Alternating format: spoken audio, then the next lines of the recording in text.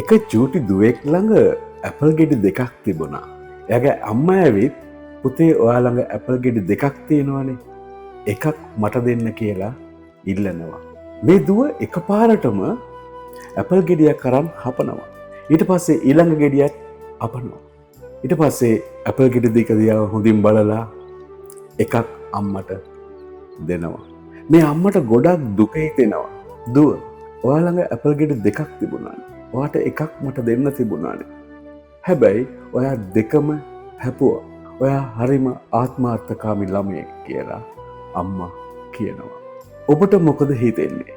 මේ දරුවාරි ආත්මාර්ථකාමී, අම්මා ගැන ආදරයක් නැහැ, තව කෙනෙක් ගැන හිතන්නේ නැහැ.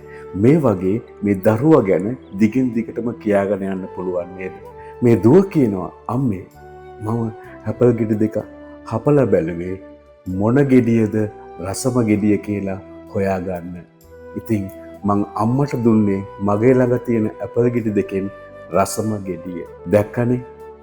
විවේචනය කරන්න, විනිශ්චය කරන්න හදිස්සි වෙන්න එපා. හොඳින් විමසලා බලන්න. සුබ දවසක්.